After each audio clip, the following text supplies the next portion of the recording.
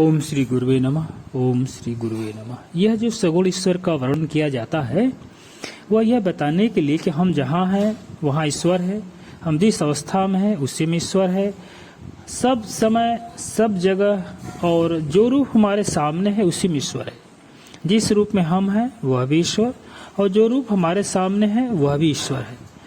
तो जब भी ईश्वर का ऐसा ज्ञान किसी को हो गया कि ईश्वर के सिवा दूसरा कुछ है ही नहीं, तो ईश्वर से वियोग कभी नहीं होगा।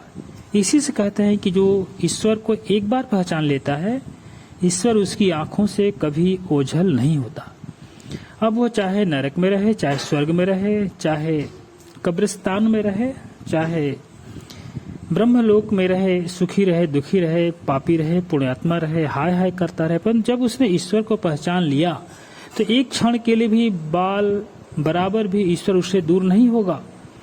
और वह सब कुछ और वह कुछ ऐसा कभी होगा ही नहीं कि दोनों एक ही हैं।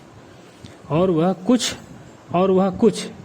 यानी वह कुछ और है, ऐसा कभी होगा ही नहीं, दोनों एक ही हैं। यह है ईश्वर की पहचान। देखो ईश्वर देखो प्रत्यक्ष है, साक्षात अपरोक्ष है ईश्वर। पहले ईश्वर के रूप में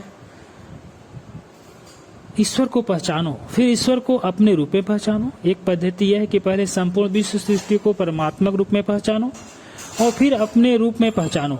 अपने रूप में ईश्वर को ही पहचानो, क्योंकि ईश्वर के रूप में पहचानने से क्या होगा, राग द्वेष की निवृत्ति होती है और अंतःकरण की शुद्धि हो जाएगी, और फिर उसको अपने रूप में पहचान लो। प्रणाम भगवान। ओम श्री गुरुवे नमः।